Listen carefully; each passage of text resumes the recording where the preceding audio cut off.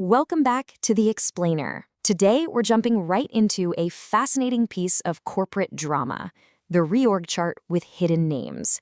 Picture this. A company is desperately trying to move past a massive scandal. They've promised reform, they've, cleaned house.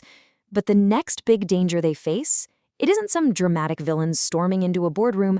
No, it's actually an administrative document, a seemingly mundane, completely boring reorganization chart. And because it looks so incredibly ordinary, absolutely nobody questions it. But as we're going to see today, that perfectly clean piece of paper is actually hiding a highly toxic, dangerous secret about who is really pulling the strings. So what actually happens when the most dangerous lie isn't even in the text, but literally hidden right there in the white space? Let's set the scene. It's early morning, a brand new org chart has just been published, and on the surface it looks impeccable. But a new analyst named Aisha is reviewing the file on her computer. She drags her cursor across the screen, casually clicking on the blank white space just outside the visible frame of the chart, and suddenly, her cursor highlights something. 3 invisible white text names appear. They were there the entire time, completely camouflaged against the background. Crazy, right? Section 1, the perfect org chart, a clean slate or a cover-up? Now, to fully grasp why this is so explosive, you gotta remember this company just went through a ton of public corrections. They were out there promising a healing period and a fresh start. So when these hidden names are finally pointed out, HR calmly waves it away. They state it was simply an old draft layer accidentally left in the file. And honestly, it sounds perfectly reasonable, doesn't it? Just a boring administrative error. But that is exactly the trap. The most dangerous lies in a toxic workplace rarely arrive as a loud, direct denial. Instead, they arrive disguised as innocent mistakes, requests to just move on, or polite procedure. It's an excuse specifically designed to stop you from looking any deeper. And this brilliantly illustrates exactly why fresh eyes are just so vital. Aisha Morgan, the junior analyst who actually found the names, puts it perfectly. I am new enough to still read the parts everyone calls standard. Really think about that for a second. The exhausted, highly experienced professionals in that room had been conditioned to just skim over standard administrative documents. They literally learned not to look. But Aisha's lack of corporate conditioning allowed her to notice a tiny, glaring detail that everyone else's fatigue had completely glossed over. Section 2, the invisible metadata trail. Reading the record, not the room. Enter strategy lead Maya Carter. Now, Maya knows this company's history of hidden folders and fake reports, so she instantly recognizes HR's smooth explanation as a trap. She decides to build a methodical proof map. Step 1, identify the action. What exactly was changed in that file? Step 2, trace the owner. Who physically made that change? And step 3, find the beneficiary, who actually gains power from this change. She is bypassing all the loud corporate noise to find a clean path to the absolute truth. And guys, this is where HR's official story just completely falls apart. Let's trace the timeline. 1 hour ago, the chart is published. 30 minutes ago, HR claims it's just a dead, inactive draft layer. But when the IT system logs are pulled, the metadata reveals a devastating fact. Last night, live approval notifications were actively sent to those hidden names. Boom. This isn't some inactive draft. It is a live, functioning document that is secretly routing power behind the scenes. The cold, mechanical, time-stamped system log completely destroys their official narrative.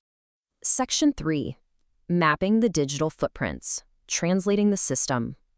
Maya isn't doing this alone, though. Relying on an executive assistant and an IT audit specialist, her team pieces together calendar exports, saved drafts, and system logs to uncover a classic, highly toxic dynamic: shadow approvers. What are they? Well, these are individuals who have been formally publicly removed from oversight, maybe suspended due to previous scandals, but who secretly retain absolute control through hidden system permissions. And those hidden white text names on that org chart, yep, they belong to Clara Bennett and Martin Shaw, senior leaders who are supposedly suspended. They were still pulling the strings from the absolute margins. This dynamic right here captures the absolute essence of workplace gaslighting. On one side, we have the executive narrative, highly theatrical, soft language meant to soothe the board. Talk of a healing period, a fresh start, and accidental draft layers. But on the other side, we have the digital record, cold, mechanical reality. Live approval notifications being routed to suspended leaders under the cover of darkness. The contrast between what is being said in the room and what the IT system logs actually prove is just staggering. Section 4. The confrontation and reveal, when the evidence enters the room. So armed with undeniable proof, Maya walks into the boardroom and strips away every single comfortable excuse. The executives immediately try to play their usual games, softening verbs, talking about optics, but she just lays out the system logs and delivers this incredible line. I am not asking you to trust me. I am asking you to trust the record you created. I mean, what a powerful tactic.